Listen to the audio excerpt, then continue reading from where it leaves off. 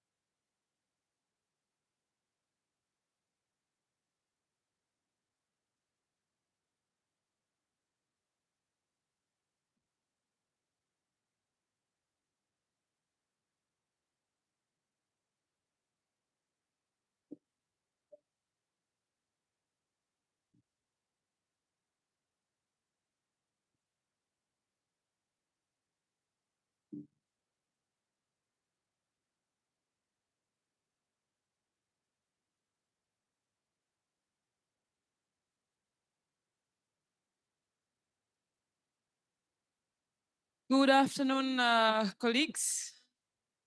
Maybe I have to lower my voice. I'm always accused of speaking too loud with the microphone. Maybe that's a bit too amplified here. But a warm welcome to this session, which is focusing on leveraging values of nature for a resilient future. My name is Cecilia, and I'll be moderating the session this afternoon, which is about 90 minutes. I heard the Disasters and Conflicts branch in UNEP, and obviously most of our work is, again, how do we bring nature into the conversation on disaster risk reduction? Before we start our session, I could start maybe with a few housekeeping rules. I think most of you are now familiar with these since you've attended many of these sessions. But just to say that you should have your headsets. If not, please do let us know so we can bring one to you. But there's translation in all the UN 6 languages. And if you have trouble finding your language, again, just let us, one of the colleagues standing, let them know to help you with that. We have two panels today, very distinguished speakers that will have representing a very wide array of perspectives, whether we're talking at the national level, the local level, but also from the global perspective as well. Also, before we start, I thought it's maybe timely to also just remind us that today is actually the International Environment Day, World Environment Day. And so it's also obviously and deliberately that we chose to have this session on this day. And maybe just to add to that the theme of the World Environment Day today is actually combating plastic pollution. And I think we are all very aware of the damage that plastic is doing to our waterways, our rivers, our islands, our drainage system, and again, building that risk of disasters happening. Let me also take the opportunity to thank the Global Network of Civil Society Organization, GNDRR. Most of us, we are familiar with those. They've been the ones behind the scenes with our UN partners in making this session a reality.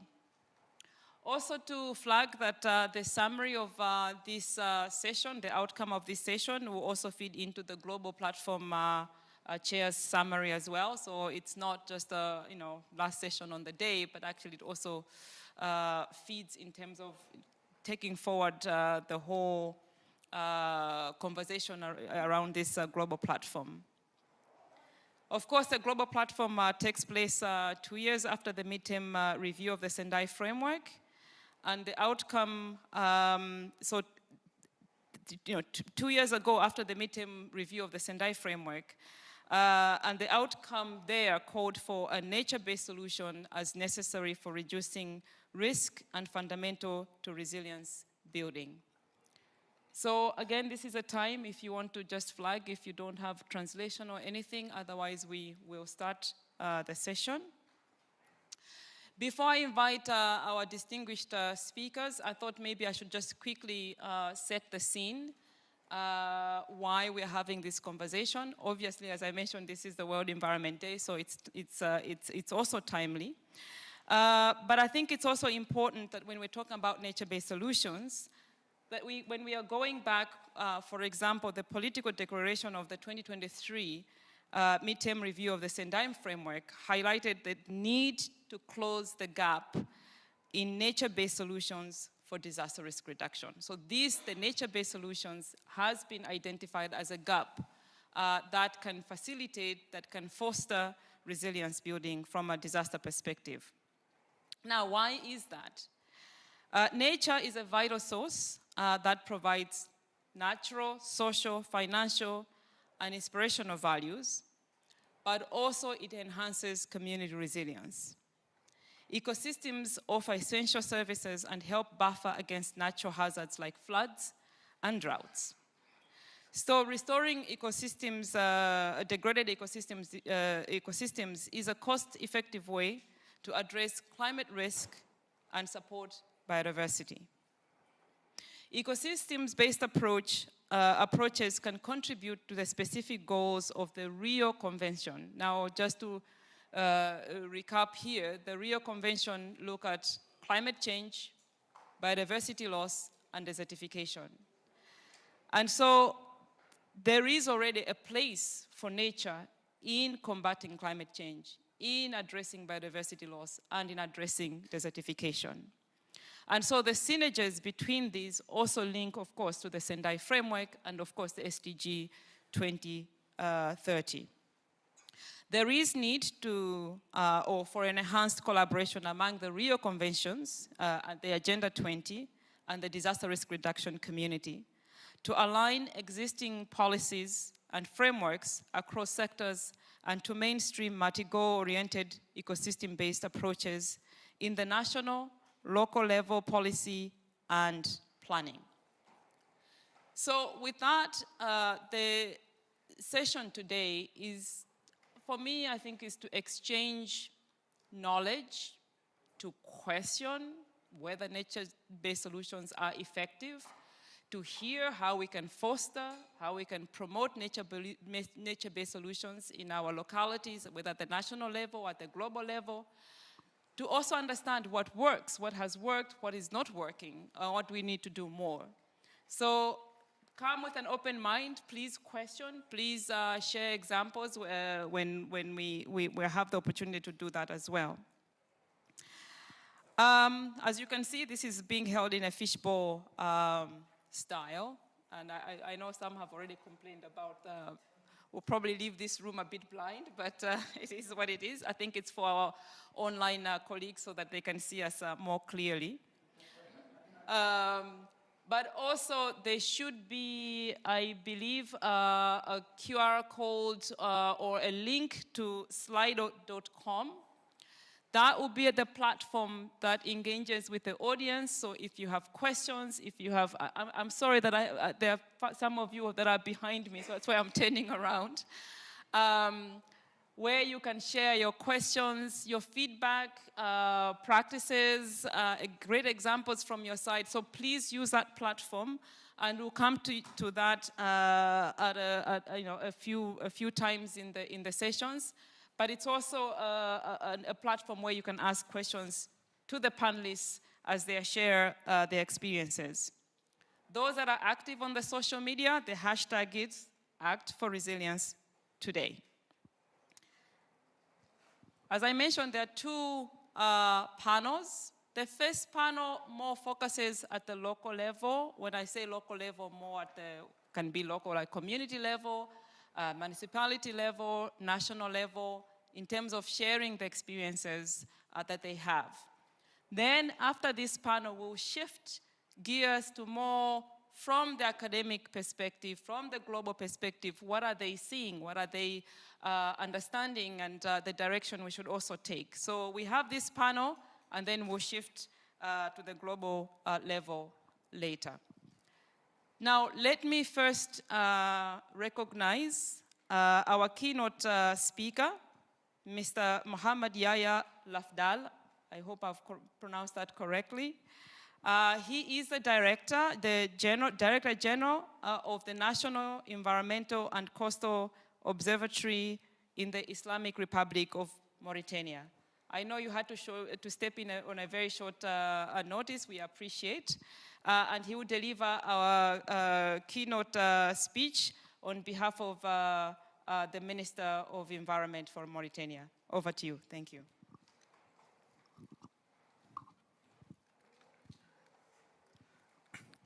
Merci beaucoup. Donc, d'abord, Thank you very much. First, I would just like to thank you for the privilege to come to this very high-level panel organized at the heart of this program of the GP 2025. I would like to start by saying that the theme presents a lot of interest, and it seems that it's a good opportunity to begin by reminding ourselves a bit of the context within which we are acting. I'm going to talk to you about an experience that we are living through in Mauritania. And as was said, we are in a context where we're looking at a local level. So there are going to be other levels that are shared today. And so I would like to say, as with all countries, we have a programming framework.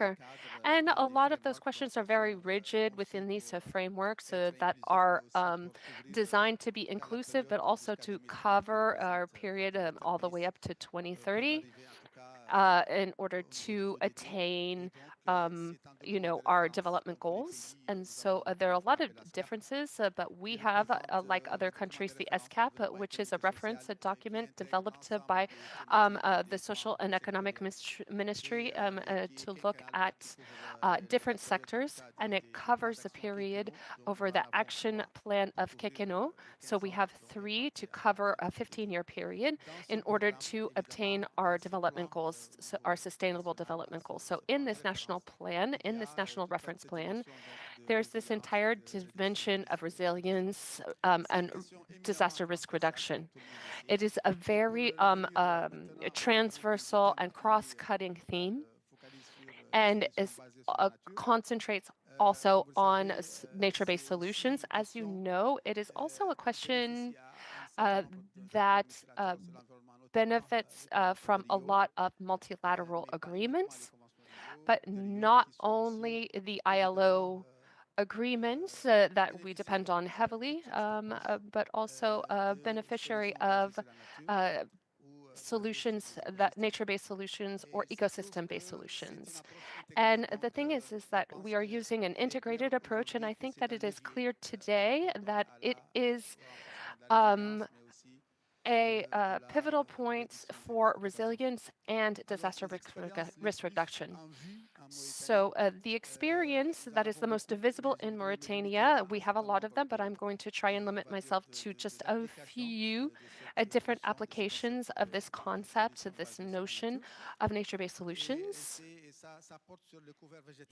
It's about green coverage. So when it comes to a disaster risk reduction, we have to look at what kinds of disasters in Mauritania. We have a lot. We have floods, we have brush fires, we have and the invasion of pests, and then also we have water and potable water problems. We have fires, we have coastal problems, we have erosion problems, and for us, the questions related to green coverage or uh, it looks at restoring and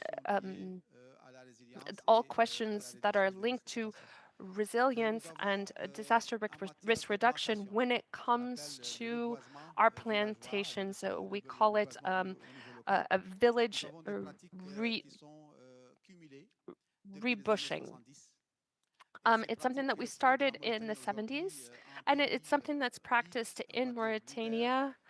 We are a leading country in with a lot of activities and initiatives that have been recognized in terms of restoring our green coverage in an indigenous manner, using those traditions and based on the knowledge and wisdom coming from our ancestors. And so we have within this context been able to test and do some experiments on every year we do these air interventions.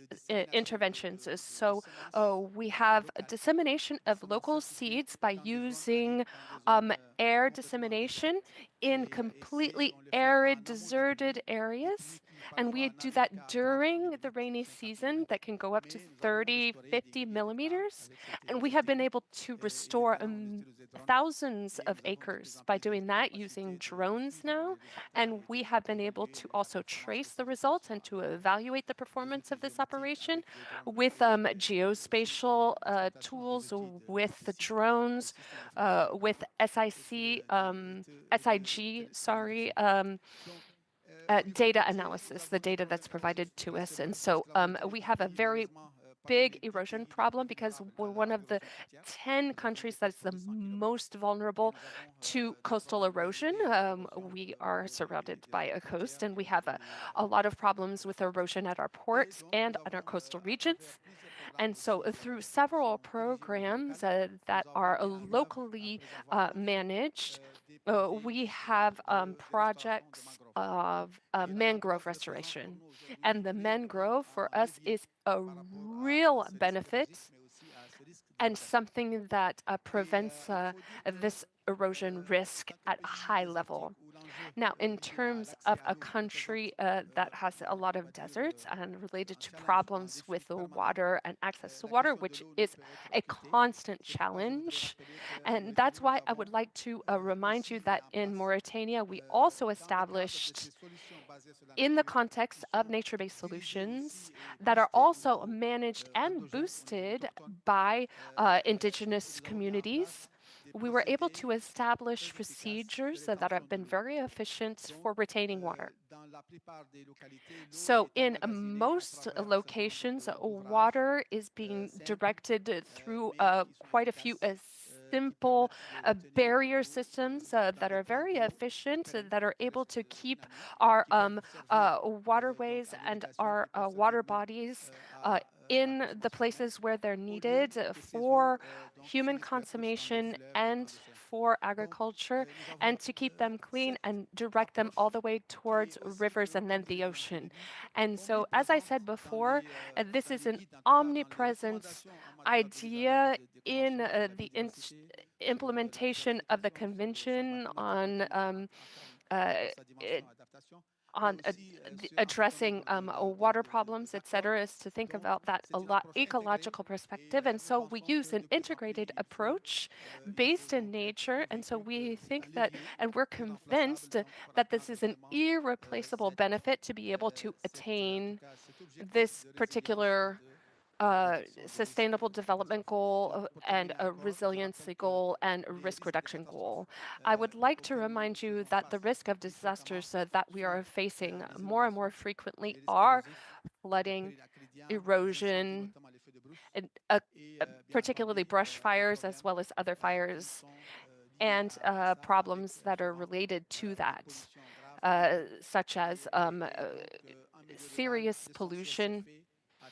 And so we have found that the best solutions that we have had is to try and address the degradation of our territories, and green coverage and the restoration of green coverage has become the best solution for us. We have measurable achievements, and we are on the right way towards restoration, as I have presented as a huge benefit, as something that is a benefit at an international and world level, as well as a local level in terms of resilience and risk reduction. Thank you.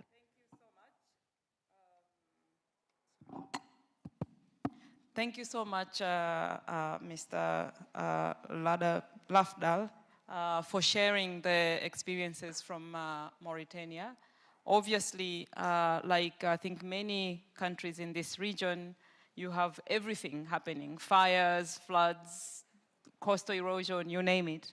And what's happening is also then understanding that you're taking this all the way from the policy side to developing programs and projects on the ground, but also engaging the indigenous communities that actually have the knowledge on how to address some of these issues. Thank you so much. Now we'll move from the keynote address to now addressing specific questions to our panelists. And I will start with Mr. Rodrigo Hernandez Escobar. He's a representative of the Latin American and Caribbean indigenous knowledge. So again, there's already a connection here. And disaster risk reduction network from Honduras. So the question to you is, how can we leverage and integrate local and indigenous knowledge systems into policy and programs that support nature-based solutions? Thank you.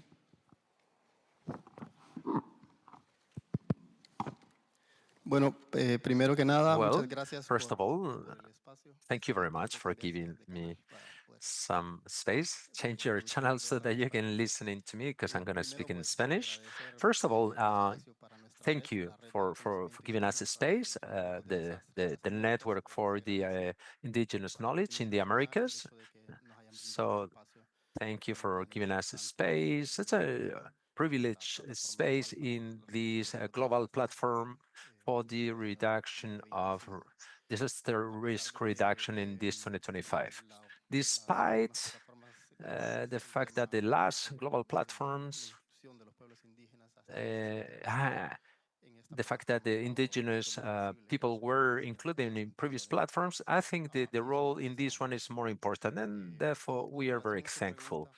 With regards to your question, I think that the first step to include the ancestral knowledge in nature-based solutions, both in policies, in projects, or in programs, first of all, we need to have a political will on the part of the different national governments to work with indigenous communities and include our knowledge and expertise. This political will to make consultation processes is key, and these consultation processes must be based on mutual respect and also respect on our ancestral rights, on our lands, on our water resources, our forests, and the wildlife also living in those territories. So everything must be framed in a respect to our cosmovision. So I'm really glad to listen the words from the colleague that spoke before me, in the fact that they made some consultation processes and they incorporated ancestral indigenous knowledge in actions that have been successful. In a recent event, this afternoon, I said that indigenous people are guardians of 80% of the biodiversity of the planet. And this makes us to be in the first line to fight climate change disasters. Our indigenous peoples are very rich in experiences of resilience and have survived for centuries in very adverse situations of drought processes. And so these people have a great knowledge on how the climate behaves, how rivers behave. And of course, we are now facing this new dynamic, namely the climate change. And of course, all those teachings from our ancestors uh, for example, when the rain seasons were started and finished, of course, all that has changed. But we consider that the first step must be this political will, so that our knowledge, our voice can be heard, can be listened to, and can be reflected in national frameworks, in regional frameworks, and of course in global frameworks. And so that institutions like this one in United Nations can pressure national governments too. So I think that's the first step, the political will. Now, with regards to programs and projects, I think our cosmovision must be respected in the territories where these policies are implemented. International cooperation and the people that fund these projects can play a key role to put pressure on the governments to respect the traditional practices and the indigenous knowledge, and that in relation to programs and projects. And then there should also be, a an exchange between and formal education programs and indigenous knowledge, so that they take into consideration our knowledge and somehow uh, these can be validated, and so that there's an exchange of information between different systems of knowledge. I think these 3 points are very relevant. But as I said, first of all, the most important thing is the political will of the different states to listen to the voices of the indigenous people. Thank you so much. And making it very concise. So my take here, you flagged repeatedly the political will. My understanding is that the indigenous communities have the knowledge, have the experience that's been passed on from generation to generation. But we need then to engage, how to tap into that knowledge, how to be guided by that knowledge. And so the political will is going to be a critical element in fostering the indigenous knowledge that they have on nature-based solutions. You also mentioned that programming also needs to take into account this knowledge, build that into the programming, as well as respect of the territories where the indigenous communities also live. So those are my 3 takes: political will, how we do our programming, and how do we bring the knowledge into our programming as well. Thank you very much. I will now move to Uganda. And we have here Mr. Isaac Luaga Mugumbule. He is the head of landscaping of Kampala City Authority in Uganda. And I also learned today earlier that Uganda is one of those few countries that has actually taken the step in institutionalizing nature-based solutions. So it's embedded in the how the municipality does its urban planning and urban resilience. So the question to you is, how can positive and impactful outcomes of nature-based solutions be leveraged to better integrate such solutions into DRR policies and strategies at the local level? Thank you. Okay, thank you very much, Cecilia, and the previous speakers. I'll start with a disclaimer, and that is when I stand here or sit here and speak, I'm speaking for a local community and a city in Africa, not the whole of Africa. Uganda, for those that don't know where it is, or those that might be and go where it is, historically is known as the Pearl of Africa. Location, it's all around the equator. We are a city by the lake. That lake is the biggest lake in Africa. That lake is the source of the Nile. And the river Nile is it is the longest river in the world. So which means what we do as a city by the lake will affect close to 11 countries within Africa. And the potential that one of these countries, Egypt, is one of the largest suppliers of fruits within Europe. So which means that when we affect and not address the issues of DRR as a city, we stand a risk of affecting, despite our country being quite small, the impact can actually be felt globally. So, with that said, Kampala has unique terrain. The thing about nature-based solutions is that they're also context-specific. It doesn't mean that one nature-based solution, as we've heard from Mauritania, can be applied within the context of Uganda. So Kampala as a city, on top of being next to the lake, is made up of several hills. We have over 33 hills on which this city lies, which means when we come to the effects that we feel in terms of DRR and the disasters we face, flooding is number one. Because our flooding is not a result of water from the lake, but it's a result of water running from the hilltops into the valleys. Now, when we looked at our context and how communities settle and reside within the city, the low-income earners reside within the valley areas. Our population is both, we have two types of population. We have the day population and the night population. The day population is approximately 2.6 million people, and the night population is 1.8 million people. From that, mathematics shows you that approximately 1 million people are crossing from outside Kampala into Kampala in the morning, and 1 million are crossing out of Kampala to the neighboring neighborhoods.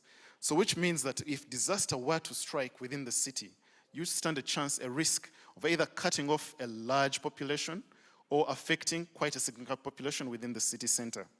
So when it came to how we integrate these positive outcomes, we realized there's a challenge, especially in terms of the beginnings, because you need to know when we discuss the risks, what are these risks in the city? But if we do not document these risks, then we stand a risk of not knowing what these risks are. But in the process of understanding these risks, you need to work with the community. The assumption has been that we'll hire a consultant, come do the mapping, prepare the report, prepare a very good document, hand it over to the authority and say implement. But at the very beginning when we're mapping, we map with the community involved. So they get to understand the risks. They tend to explain the risks to you as a local authority. Then after we're done with understanding the risks, we then move to understanding where these risks exist. Because these risks, despite being within the same city setting, vary from neighborhood to neighborhood. And the magnitude of these risks vary from neighborhood to neighborhood. Once we're done with that, we then try to understand who is affected by these risks. But in terms of doing that exercise, there's that involvement and dialogue that takes place. And once we're done with that, we then move to identifying what nature-based solutions can we apply now, not until a book is published or an article goes out to the international scene. What can we do now? And we start with that. So among the first interventions that we did, having done through that process, was I know people have talked about build back better. I think some have talked about building forward better. I would like to say grow back better. Grow nature back better. Because before we settled within Kampala as human beings, there was no flooding. Nature did exist. The hills had the vegetation, had the trees, but when we came and settled within these areas, we got rid of the green, started building, and then we sort of started discharging. Now in Kampala, it's interesting that for flooding to occur in a neighborhood, especially the low-lying area, it doesn't require for rainfall to occur in that particular neighborhood. No, it can rain on top of a hill, sunny within the valley, and the floods will be felt within the valley. So which means when you work with an early warning system that looks at weather, do not look at the weather instruments that are within that particular neighborhood, but look at the weather instruments that are in the neighboring hills. Because once it pours heavily within that hill, that runoff will end up within these low-lying areas, and hence the flooding. Now, we then embarked on greening and starting with the uphill greening. I'm glad when we listen to Mauritania in terms of their greening, that we emphasize there's a need to green uphill so that you limit how much actually runs downhill. So we emphasize our nature-based solutions around the lines of water retention uphill. So that allows you to minimize the effects of flooding downhill. The other emphasis that we then embarked on, the other disaster and risk that we face is air quality and urban heat island. Being a city, we have two seasons, the dry season and the rainy season. Due to climate change, we've seen this changing. The dry seasons are becoming longer, the temperatures are becoming higher, and so which means the people that stay, especially the low income earners, the structures they stay in tend to absorb and feel a lot of heat, and that is affecting quite their livelihood and the health status. So we then also embarked on an urban forestry initiative as a city. And this urban forestry was aimed at greening the city. When we mapped out our areas, we looked at the areas that were lacking in the green coverage. And we discovered those areas that lack green coverage actually have the worst air quality. They have the worst air quality, they have the most urban heat island effects. But by us planting, we then started planting trees, but not just planting any trees. We planted trees that are native to the neighborhoods, to the regions. When we collected the data was not based on the scientific name of the tree. We have the scientific, but we also included the local name. Because the planting is not going to be done by us, the local authorities, but by the community. So the initiatives that we've done are community-driven, and that has allowed us to ensure that we have survival. Because nature-based solutions, the key element is maintenance and sustenance. If you do not have community involved in implementing this solution, then you will stand the risk of not having them sustained. So that's how we've done. Thank you. Thank you for that.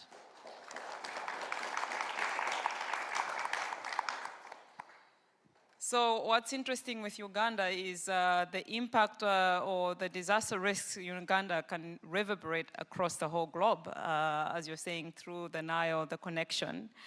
But also what was striking for me is, I think that's something that's being pushed forward also, is that nature-based solutions have to be context-specific. We can't just say you grow a tree here, and you also highlight a very important point, which has been one of the criticism of the nature-based solutions, is that often we are planting the wrong trees. We are planting trees maybe that grow fast, very quickly, but they're actually not from that region or even not from that continent, which then we are building new risks as we go forward. New coined term, grow nature back better. So that's going to be the new hashtag, I guess, for the next global platform. Thank you very much. So we will now pause. And remember, you've scanned the Slido. We just want to get the feel from the room in terms of, you've listened to the opening remarks, but also the intervention from the indigenous knowledge perspective on nature-based solutions, but also the practice of how a city is bringing nature-based solutions as a means of reducing risk. So after listening to these conversations, which is your priority, your top priority, to scale up nature-based solutions at the national and at the local level? So if, I guess we are just typing into our, what we think are the priorities. I can't see. I don't know where my bag is.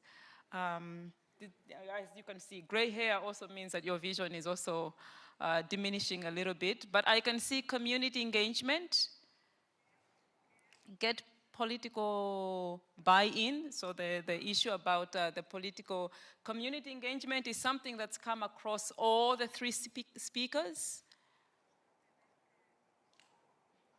Working with communities.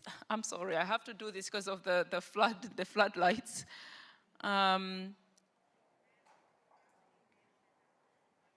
Sorry, can somebody read out a few ones because I can't, yeah, thank you so much. So we have both levels, land banking, private sector and government buy-in. We need proven practices. We need financial support. We need to consider indigenous knowledge and traditional knowledge. Cost-benefit analysis, I think that's critical. Do they actually work? Are they economically sound? Community buy-in. Sponge city, nice concept. Evidence that we have the right nature-based solutions in place. Again, bringing that point of how do we make sure that these actually are working. Working with nature, not against nature. Listening to indigenous people and local experts. Financial support, always the elephant in the room sometimes is the finance. And then I'll read a couple more and then we can shift to the next level. Cooperate with neighboring regions and countries, very good example. We saw, I think with Cyclone Idai, how one cyclone affected the whole Zambezi region, but each country was doing it in isolation. We need quality data to prove that these things work. We need to mainstream nature-based solutions into policy and inclusion. And then I'll read the last one, make our cities climate resilient. Thank you so much. Thank you. Now, I would like to thank our distinguished speakers. I think we can do a little bit of acknowledgement. Oh.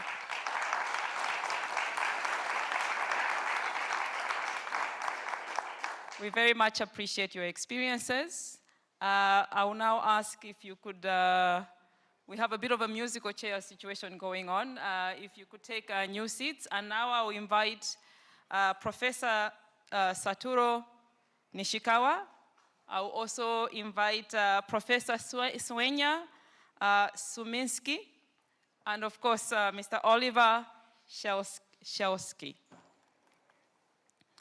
So the first session, we learned more, I think, granular, what's happening at the community level, what's needed at the community level, at the national government level, how the policies are integrating these issues.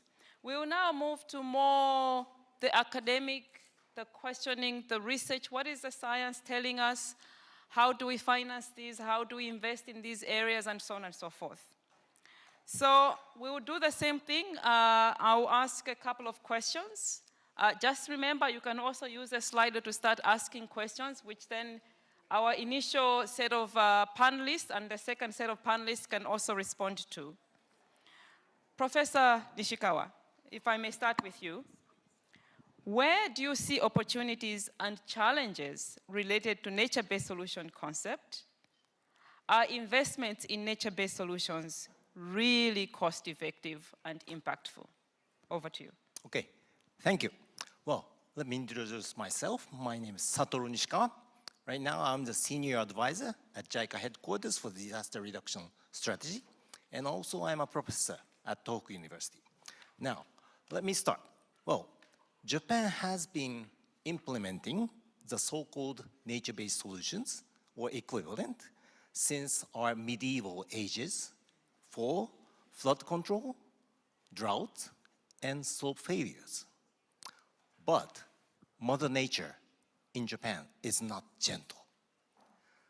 34 years ago, I was at the site of the Unzen volcanic eruption, where 34 people were burnt to death by 1,000 degrees of ashfall. 30 years ago, I was in Kobe, Japan, where a big city was hit by a magnitude 7.3 earthquake, more than 6,000 people killed. 14 years ago, I was in Rikuzen Takada City, where it was hit by an enormous tsunami. And the city of Rikuzen Takada had a beautiful pine tree belt along its shoreline to protect the city against storm surges. But with the first strike of the tsunami, except one pine tree, all the pine trees washed away. And inside the pine tree belt, 1,953 people killed by the tsunami.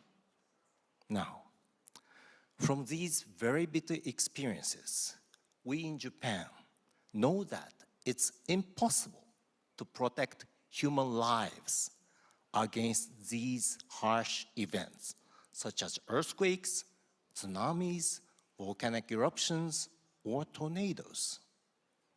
20 years ago, I was in Banda Aceh with our Prime Minister Koizumi, where everything was flat, including all the palm trees. Now, we know that some traditional engineering methods are effective against mild floods, very shallow landslides, or to protect against wildfires. Now, in recent years, there were several science-based experiments conducted to numerically assess the effectiveness of such solutions. In the 1990s, Japan conducted a series of hydraulic tests to identify the strength of turf grass coverage of river dikes. The result is that such turf grass coverage will withstand up to 2 meters per second of river flow. That means that if the river flow exceeds 2 meters per second, the river dikes would be washed away and will collapse. In 1994, the US Army Corps of Engineers published an engineering guideline for using ripraps, the stones, for the beds of the man-made or natural channels. These are the very few examples where scientific numeric investigation were done. Now, if we are really to implement the so-called nature-based solutions, there is a need for scientific numerical testing regarding their strengths and durability. Now, nature-based solutions, or the so-called ecological-based approaches, has been a very popular topic for discussions and conferences. Numerous reports stating the conceptual value are published. There has been several case studies. But something is missing. There is a need for scientific, numerical quantification of these case studies methods regarding their strengths against the violent forces of nature, durability, and lifetime maintenance cost for the civil engineers at local governments, for them to plan and negotiate their budget if they are really going to implement it against their finance bureaus. They have to explain their B by C. Otherwise, they will never get the budget. Scientific, numerical, quantitative analysis is really needed to protect human lives for practice. Also, I'd like to point out that in future discussions on this topic, we definitely need civil engineering practitioners to join our discussions. Thank you very much.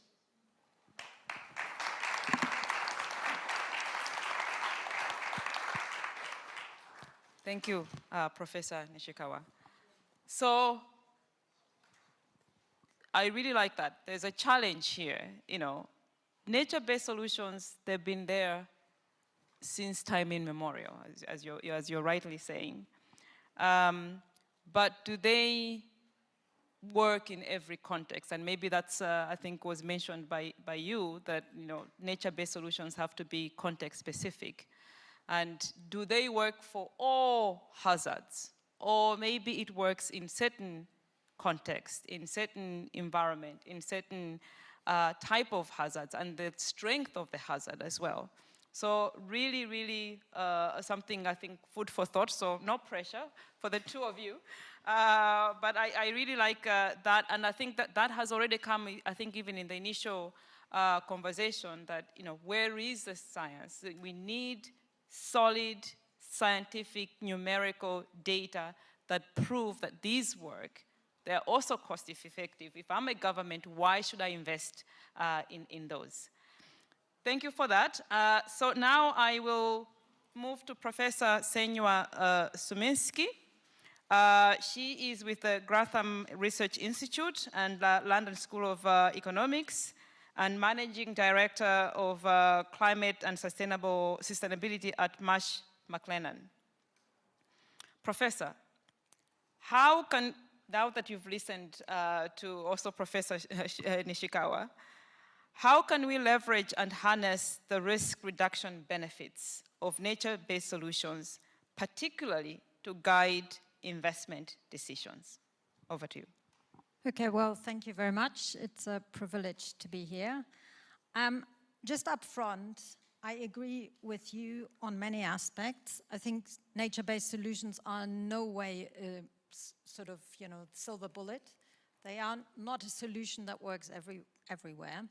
But I'm going to show you why I think they need to play an increasing role in addressing climate risk. And I think, frankly, we have no other choice. We need to work with nature. So I'll explain it. But I think the examples that you gave, yes, of course, we need a mix. We need to basically throw as many solutions as we have at the problem, but that includes nature. And I think today on World Environment Day, it's useful to remember there's a double crisis. It's climate change and biodiversity loss. They're reinforcing each other, and they're also weakening the ecosystems that protect us from floods, wildfire, just at the time when we need them most. So, that's where I see actually a big challenge for using nature-based solutions, because they are not in a healthy state in many places, or nature is not in a healthy state. So, well, we have to go some way, but I will try and give you some examples and also explain why I feel somewhat optimistic. I'm personally very lucky because I get to work with many committed people from across government, industry, academia. And that's nice, and I really enjoy my work. But I think what's really needed in this space is mainstreaming. And we can talk a lot, and I think it's great that we're having these sessions, but actually what really needs to happen is integrating nature and climate resilience into day-to-day decision-making, and working also with those who struggle integrating, and for those who have not quantified and have not looked at the evidence and struggle planning this. And I think that's where the real impact comes. So it's like be inspired by leaders, but also help those that are on early stage on their journey. And I think that's maybe like a bit of a message coming out of the platform. So I said I feel there's momentum. Well, I see in my work from communities all the way to investors that there's clearly growing demand for nature-based solutions. And I think that is different to where we were before. So there's certainly more awareness. I think there is more science evidence. There is also, you know, a plethora of examples. Somebody mentioned sponge cities, mangroves, wetland restorations, which are performing well. I mean, they are working, they're reducing risk, and trees cooling, you know, urban heat islands, even beavers protecting the London transport systems, if I might say so. So, you know, there are interesting stories and narratives that actually show of how we can work with nature. But again, that doesn't mean it's not a silver bullet. And one of the challenges is measuring and documenting the effectiveness. And that's also particularly important when you then want to integrate it into financial instruments and when you want to secure more investments. And I think that's where, despite the growing interest from local communities, policymakers, there are some barriers, and the benefits are often difficult to quantify and to integrate in conventional financial risk models. There is no denying of that. The financing mechanisms that we currently have rarely capture the full value of ecosystem services. I mean, again, that's not a new thing, but we haven't really resolved that. And the policy and procurement frameworks also that governments have are really not aligned with nature-based solutions. But, and this is the point where I meant to be optimistic, compared to a few years ago, I really believe that we have moved forward, and I'll give you a few examples. So I have the pleasure of working with the EU-funded Naturance project, which aims at addressing exactly those challenges that I outlined there. And the idea is really bridging ecological science, financial strategy, but not in an abstract theoretical way, but through innovation labs. And you know, I think the focus there is on demonstrating what works, but also coming up with good metrics. Because again, I agree with you, we need some strong metrics and measuring how nature-based solutions work, not just in tons of CO2 removed, which is obviously a really important co-benefit, but in avoided damages, but also in economic co-benefits and resilient dividend. The other reason that keeps me optimistic is my work in the private sector, because there is, again, growing demand. And at Marsh McLennan, the world's leading global risk advisor and insurance broker, we actually see a shift. And we're helping more and more clients move towards what we call like a total cost of risk approach, where nature suddenly is captured, where companies are asking about, you know, their dependency on nature, but also want to understand what options they have, whether it needs to be engineered or whether it can be nature-based. So that's interesting. Insurance, I know you're going to talk about that in a minute, but there's also, you know, really interesting examples integrating that. And on the investment side, where our clients are asset managers and institutional investors, they are increasingly asking for due diligence to understand, okay, what would we invest in if we put our money into nature? And they also want to see how they can match their appetite for investment with projects. And I think this is a really important role to bring those together that actually have projects there. And, you know, I can give you a lot of examples also working with local authorities that have identified nature as part of their strategy. But in terms of, you know, being cash-strapped, what are the options? How can you bring in those who would benefit from these nature-based solutions? How could they actually fund part of it? And we're actually going to run a session on London Climate Action Week. If you're interested, look at my LinkedIn profile. The final point I want to say is, with all of that, it's really important to bring in also the local perspective and understand what happens where these nature-based solutions play out. And there I want to flag the work that the Zurich Climate Resilience Alliance is doing, in which my LSE team is a member. And their community resilience measurement tool also looks at natural capital when assessing how resilient a community is. And it often highlights that nature is like the first line of defense. And there are interesting cases, for example, in Nepal, where we can demonstrate how nature can play a role in slowing the flow or reducing the flood risk impact.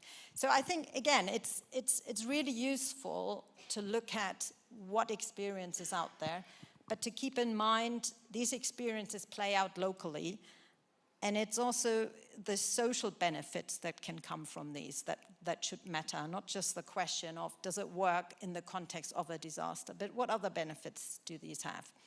And then just to close, I mean, I think, you know, a bit of action, something actionable, you know, financial innovation, yes, we need more of these innovative instruments, robust metrics, I mentioned that. Well, everybody would say we need cross-sector collaboration. Yeah, that's obvious, but it's not so obvious.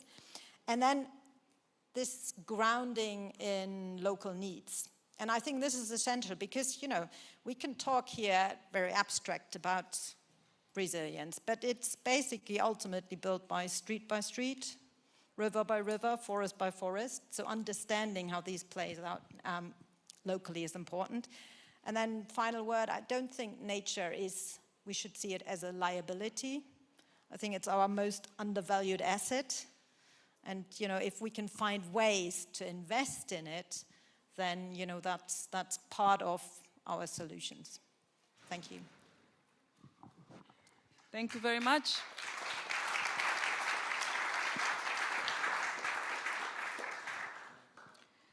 So, Dr.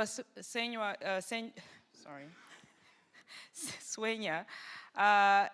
you are bringing now this convergence of climate and disaster risk, risks and biodiversity loss, that these should be addressed in tandem. But also the very fact that nature is actually our ally.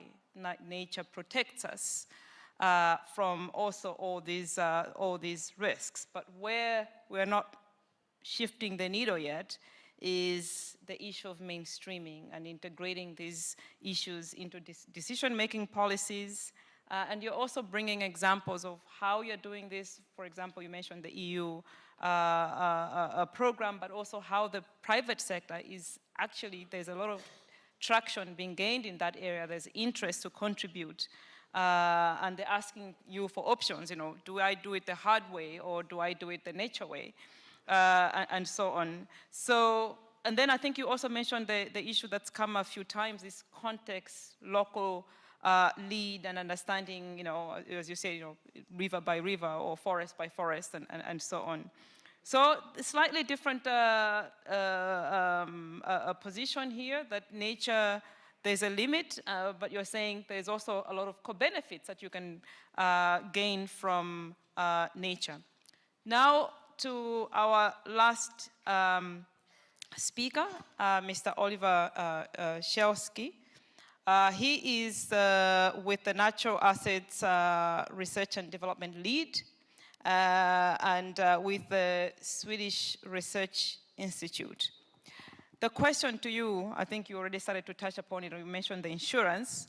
The question to you is how can insurance, I think it was, I can't remember if it was Australia or America where they were saying, you know, some of the insurance companies are going bust because the scale and the frequency of disasters is just not, they're not able to keep up. So how can insurance support nature-based solutions, including green infrastructure? Many thanks for having me at that distinguished panel. It's distinct honors for me being here today. I'd like to start to put the topic of this session into the reinsurance context of disaster risk management, as it is the global DRR. So the data from the Swiss Reinsurance Institute says that economic losses from disaster events in 2024 were $318 billion, of which 75% were uninsured. And that left a large global protection gap of $181 for the uninsured. And in 2024, 14,000 people are believed to have died or gone missing, of which roughly 50% were in Asia and a quarter in Africa, so more than anywhere else. by more than 300 natural disaster events. And over the past 30 years, the loss burden compared to the global GDP has more than doubled. So the problem is still there. But now to your insurance question. How can insurance support nature-based solutions, including green infrastructure? It's important to start with the nature contributions to people, the ecosystem services. What do they provide to us? So healthy, natural and managed ecosystems, they produce services for our well-being and for economic production. As we know, they reduce exposure when they protect from erosion, from inland or coastal flooding. They counter urban heat. We had the session before in the plenary. And they sustain water in drier regions. Furthermore, they provide and purify the clean water that is needed for drinking and cleaning, as well as for the production of many manufacturing goods or life-saving pharmaceuticals. We had that in the nature-based solution sessions earlier, where we had all the local examples. And of course, and last but not least, nature has intangible values from a cultural, religious, or aesthetic point of view. So as an insurer, it's crucial to understand the exposure and the potential resilience measures, and I'm echoing the distinguished speakers. In my team, we built an index to measure the capacity of several ecosystem services, among also the coastal protection function of coral reef, mangroves, and seagrass. And we crossed this for the coastal protection function with claims data of us and our clients for Florida, claims data after hurricanes and tropical cyclones. And we found out that in those areas where the coastal protection function is strongest, the amount of claims was half over the history. And at the end, this is due to the fact, what we know, that the upper level of an intact coral reef can diminish up to 97% of the wave energy that comes with a hurricane or tropical cyclone. But it's not for all tropical cyclones. So this is valid until category 3, which is 209 kilometers an hour. But for the stronger ones, it's not valid. To come to the examples of nature-based solutions, we read just a very few nature-based solutions.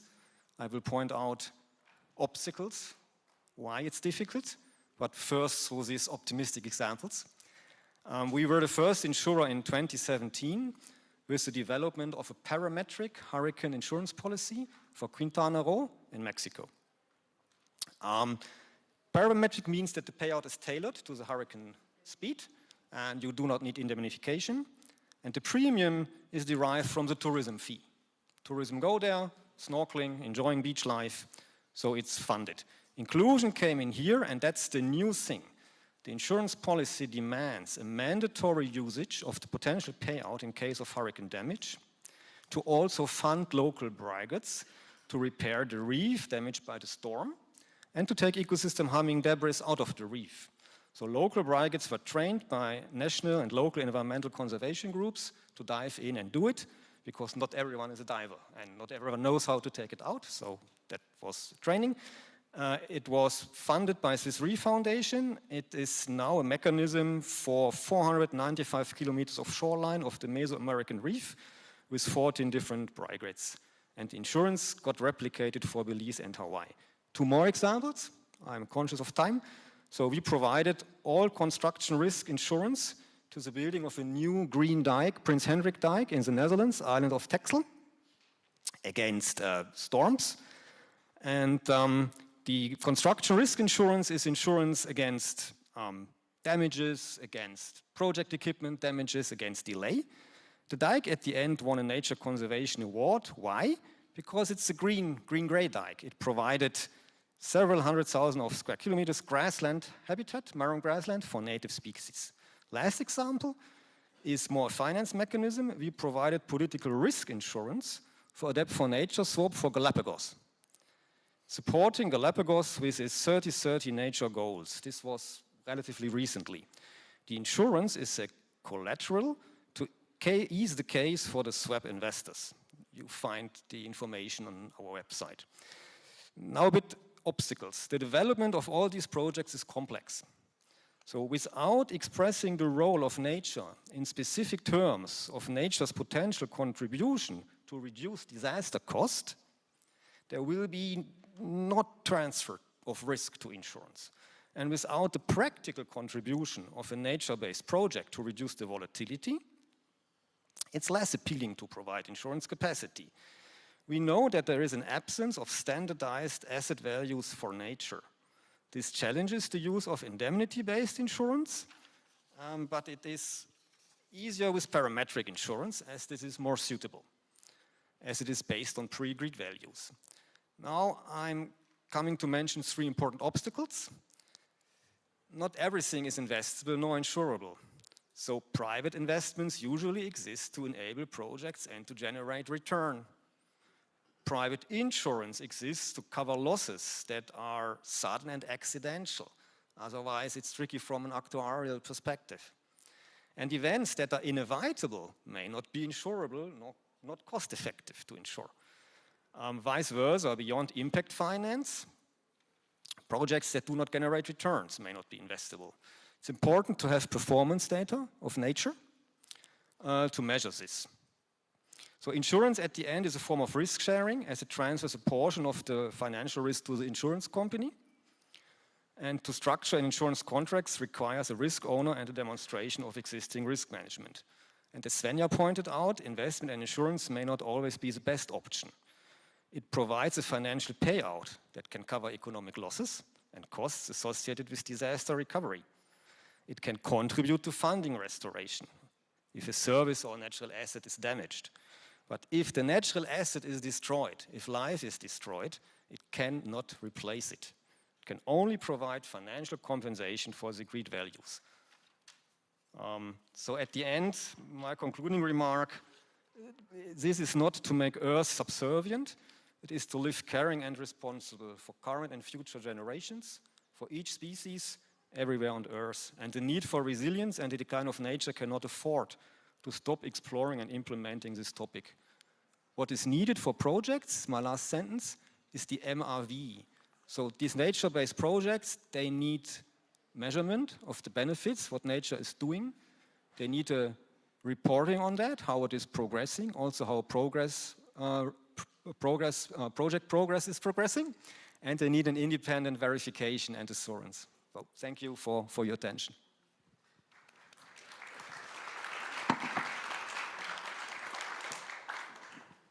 Thank you, Oliver. I think what's coming out clear to me is that investing in nature makes economic sense from an insurance perspective. That reduces the risk, of course, to the assets that you insure, and it's in your interest to make sure that there is investment in nature. And also, you bring in the issue of the benefits that come with investing in nature. And you mentioned this ETO, for example, in Netherlands, where you restored, essentially, going back to the issue of the nexus between risk and biodiversity loss, that it's an opportunity also, the benefit of bringing or restoring ecosystems that are being lost rapidly, some of it because of climate change and disasters and land use changes as human activities as well. You also mentioned, I think, the recognition that some of these work, but maybe only to a certain extent. You mentioned, for example, this the coral reef protection that protected 90% of the assets, but this was a Category 3 type of cyclone. If it was the super cyclones that we are expecting with climate change, maybe that would not withstand the impact.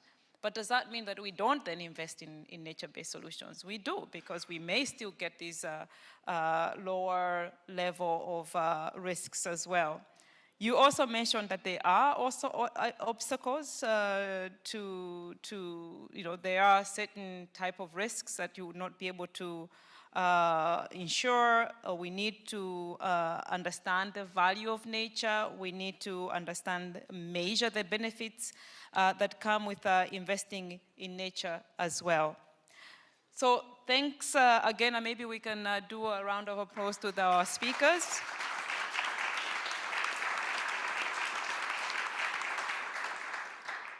Now we are opening the,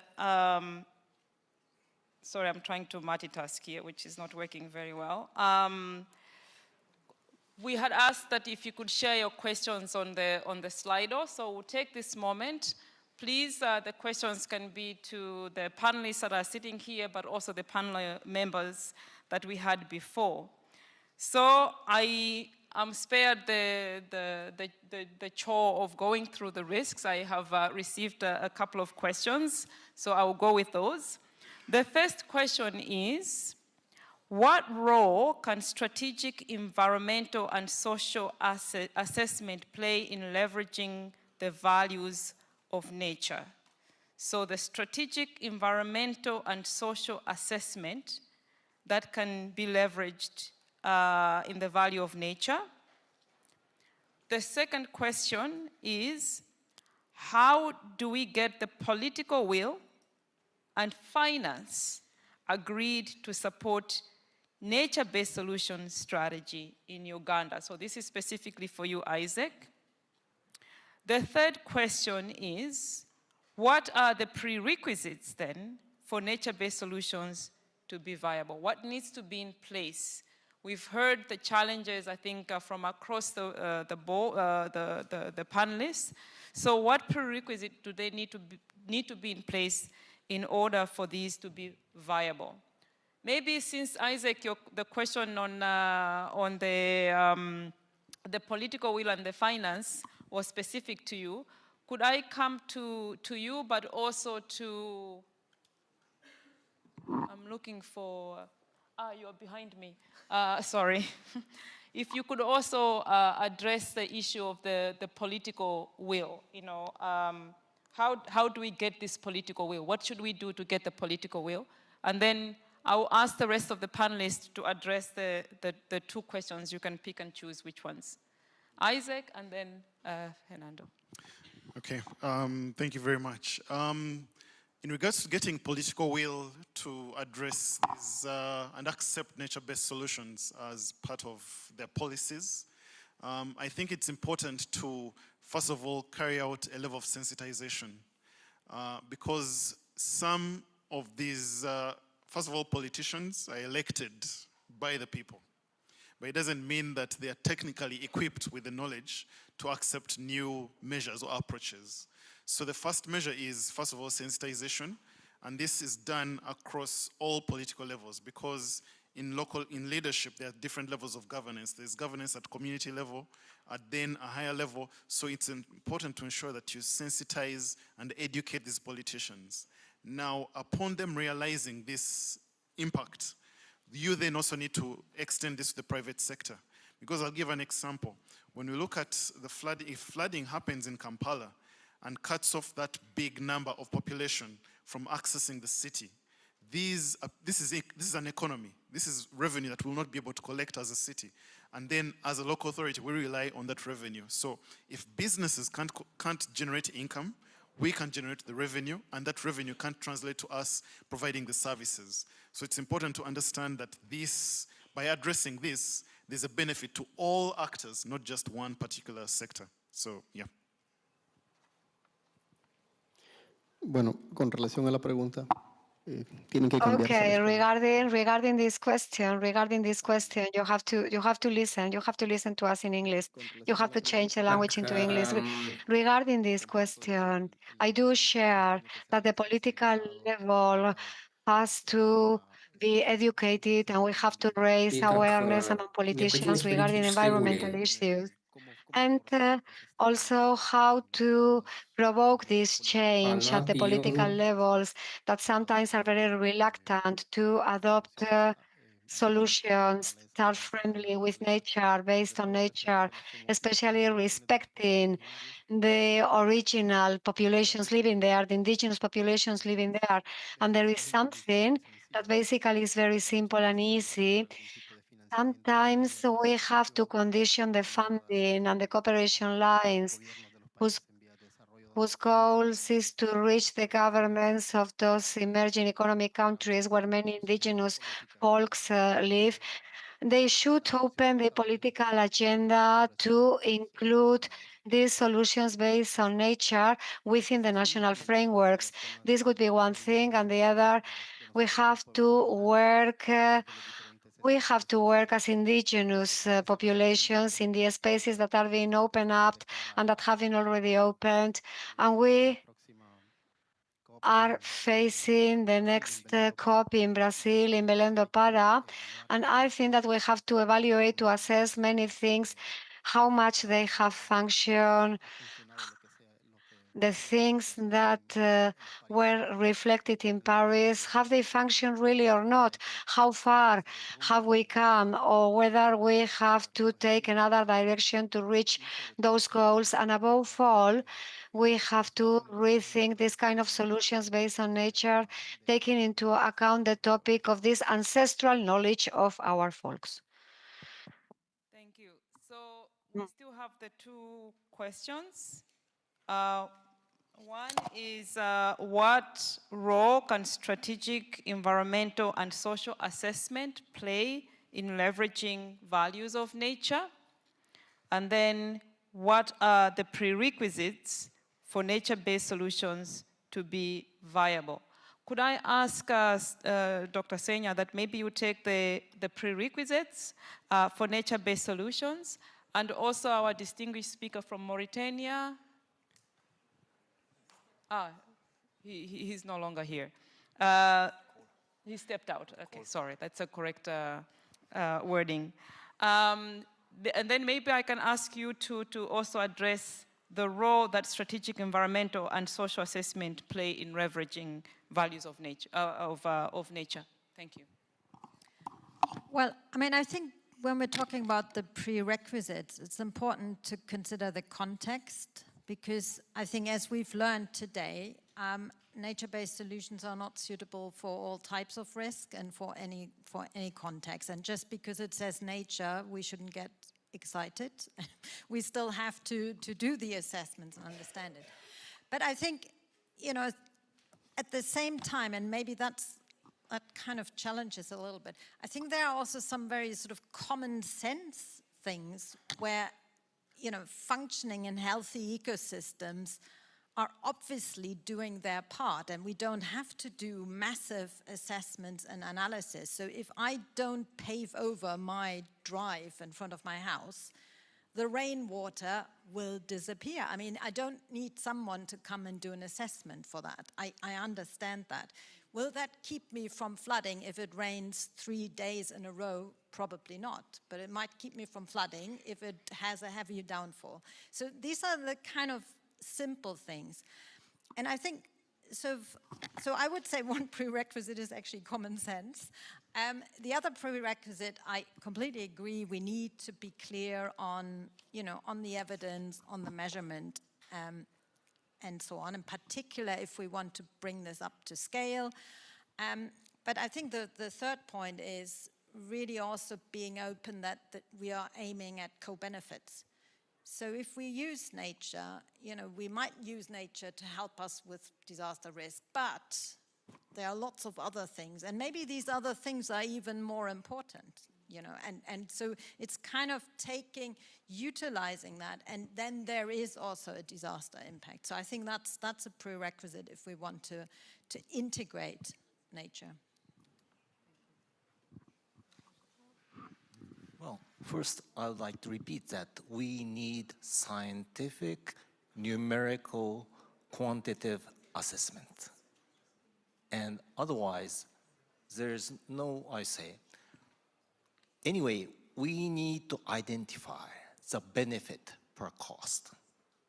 And also, we have to always identify how many lives can be protected by these nature-based solutions.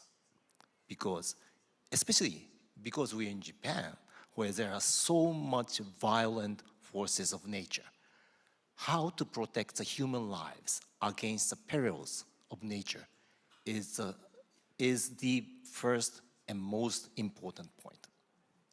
And for mild hazards, it would be possible.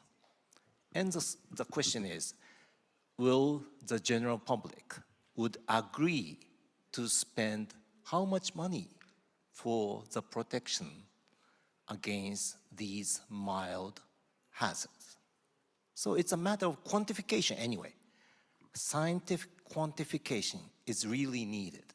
And that is really lacking in the discussions regarding the so-called nature-based solutions. And unless there's a quantitative numerical evaluation, it's difficult for the policymakers or the, I'll say, the general public to decide how much money they're going to use for such solutions. Thank you. I may add that this modeling definitely should be forward-looking, you said this, to incorporate land use and land use changes as the current most important driver, but also climate change, as then at the end you can only efficiently protect what you have measured and monitored beforehand.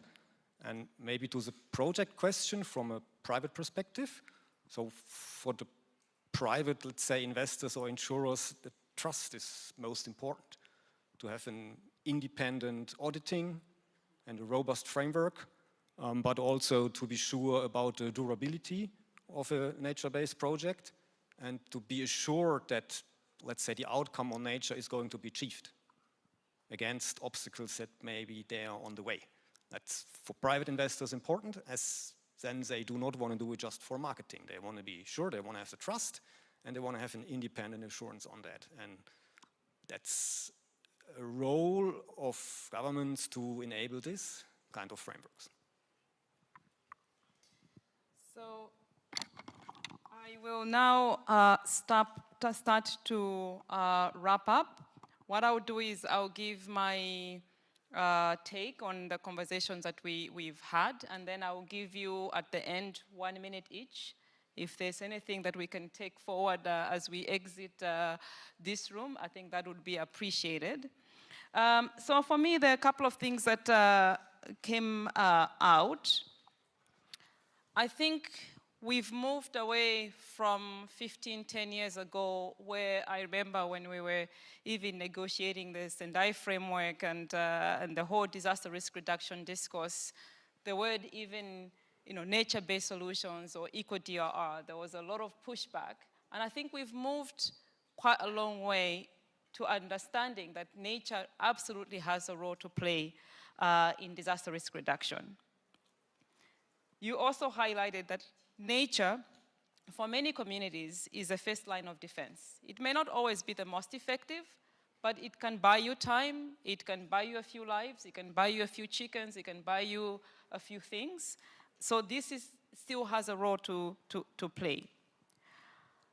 It's not the silver bullet. I think you also, maybe I'm quoting you more than, but also it has clear limits, and I think you both, attributed to this, that yes, nature-based solutions have a role to play, but sometimes it's a combination maybe of the nature-based solutions together with a harder hardware, what's the word here? There's a word for it. The gray infrastructure, thank you. Maybe it's a combination of those. What I didn't hear, actually, that I was expecting, I think, is also this whole issue on the discourse of the loss and damage and the limits to adaptation. And I think some of the issues that you're raising, if we're going to have super cyclones or super monster cyclones like category 5, they even debate whether they should add another category. How can nature really help us, or have we crossed the line? And does that also work, like the examples you brought about, tsunamis, earthquakes? There is a limit in terms of what can work, and I think that brings in the issue that Isaac was also highlighting here, that I think some of the nature-based solutions have to be context-specific. They may work in Uganda, they may work maybe here in Geneva, but for those in the line of fire, like a ring of fire, I think is a word, like Japan, there are limits to some of the hazards that you also face. There's clear, though, that there's clear co-benefits that come with nature-based solutions. That I think is indisputable. It's not just it gives us this first line of defense, but we know it brings economic dividends. It brings, it's restoring our biodiversity that's being lost at a rapid pace. And I've even seen examples where it's brought about, gender, addressing gender inequality issues as well. So there are clear co-benefits that can come with those, but we need to start measuring them. We need to start sharing them and give the hard science of how, where, how effective these are in which context. There is clear role of indigenous community. You have the knowledge that we are starting to learn or we had lost. We are now coming back to say, how do we address this? So how do we engage the community, the indigenous communities in nature-based solutions is I think, another a key element. Data, data, data, hard data. How do we share data? How do we move forward on the nature-based solutions? How do we finance is going to be critical. Let me end before I give you your 1 minute, although they're telling me I only have 2 minutes. There were quotations that were in the loop as you came in, and I just wanted to take one of them, which is from Joginder Singh Vidana in Pakistan. And I assume is a he. He says, nature is our first line of defense. Its forests, wetlands, ecosystems silently absorb shocks, stabilize our lives, and offer resilience when concrete fails. I thought that was quite a profound quotation from Joginder. So let me give the 1 minute, if it's okay. 1 minute to wrap up. Your takeaway, 1 minute, if it's okay. Ok, está bien. Sí, bueno, lo único que puedo decir es que uno de los the only thing I'd like to say is that one of the challenges that ancestral knowledge faces regarding nature-based solutions is systematizing experiences, documenting success stories, and having this information in hard data. And I think that's one of the gaps that we need to bridge. Just get out. 1 minute, your conclusion. I can give you the mic. Ok, donc je pense que comme conclusion, in conclusion, is the theory that we are in a fixed position at the beginning, that indeed there are solutions which are based on nature. It's a leverage to use, which send us to an integrated approach. It heads us to a better place for use the indigenous knowledge. And the question is that we have to use it as well as local knowledge, indigenous local knowledge. We have to use it. And this has to be used in synergy in the view of reducing of disaster risks. Thank you. Yes, and my conclusion is ideally, I believe the next disaster will not wait or target only the less prepared. So in our effort to make cities resilient, I think it's important that we all act now and not later. So thank you.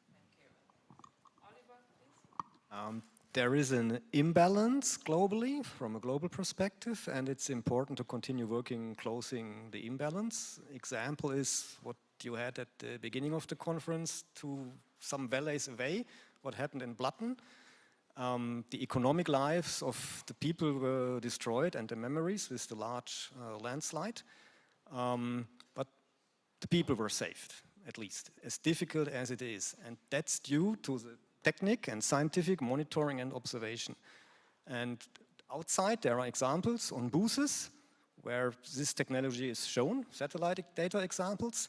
And I think to make this kind of technique more mainstreaming in areas all around the world where it is not yet monitored scientifically. Like Japan is perfect, it's the prime example on monitoring. That may also help closing parts of this protection gap. Thank you. I just want to state that volcanoes, cyclones, earthquakes is a natural phenomenon. And also, we need civil engineering. What is the purpose of civil engineering? To better the human lives.